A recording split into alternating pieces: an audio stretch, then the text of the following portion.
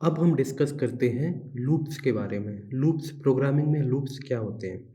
देखिए, अगर मैं आपसे कहूँ कि आपको 1 से लेके 5 तक नंबर को प्रिंट करना है, तो आप क्या करोगे? आप यूज़ुअली करोगे प्रिंट 1, ऐसे प्रिंट 2, प्रिंट 3, प्रिंट 4, 2, 3 एंड 4। तो इस तरीके से आप यहाँ पर 1, 2, 3, 4, 5 आप इसको प्रिंट करोगे और 1, 2, 3, 5 1, 2, 3, 4, 5 प्रिंट हो जाएगा।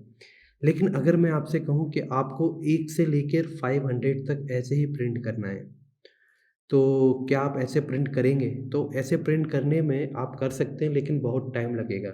इसीलिए प्रोग्रामिंग में एक कॉन्सेप्ट आया लूप। आप किसी भी चीज़ को कितनी भी बार रिपीट करना हो, तो आप उसको रिपीट कर सकते हो लूप में लगाकर, है ना? तो सबसे पहले हम समझते हैं इसमें यूजुअली जो 2 लूप हैं बहुत ज़्यादा यूज़ होते हैं पाइथन में। पहला है व्हाइल लूप और दूसरा है फॉर लूप। तो जो फॉर लूप है वो हम सीखेंगे जब हम लिस्ट को समझ जाएँगे, पाइथन में लिस्ट क्या होती है। अभी हम समझते हैं व्हाइल लूप क्या होता है। तो मैं एक वेरिएबल बना लेता हूँ, से i इक्वल टू 1, और मैं लिखता हूँ यहाँ पे व्हाइल, और लिखता हूँ i less than equal to 5 और कोलन लगा के। अब जैसे ही मैं कोलन लगाता हूँ, तो जो भी मैं इंडेंटेशन दे के लिखूँगा, वो सब कुछ मेरे इस व्हाइल के अंदर, लूप के अंदर ही जो कोड होगा वो एग्जीक्यूट होगा।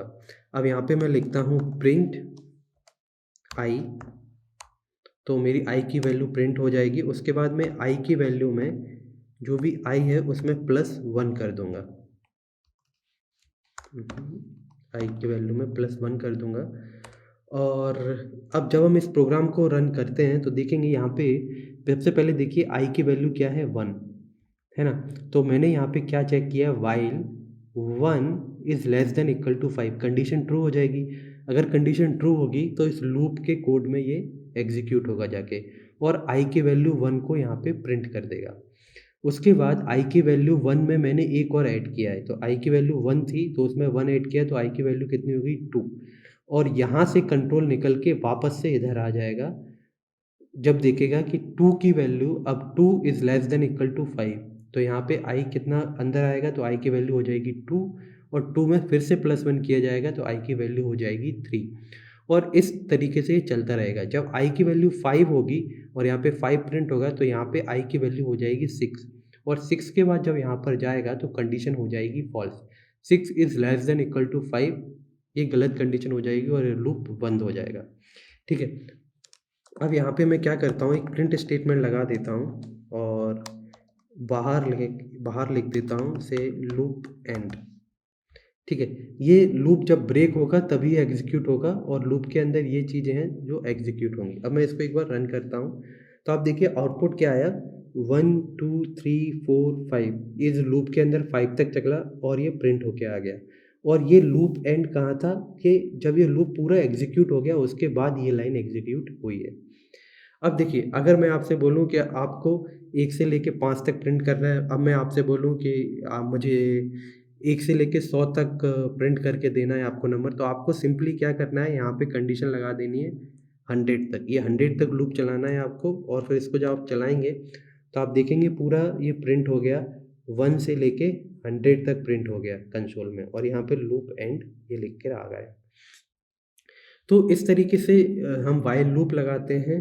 और अब मैं आपको व्हाइल लूप में एक चीज़ और बताना चाहता हूँ, जो है, मैं इसको वापस से 5 करता हूँ।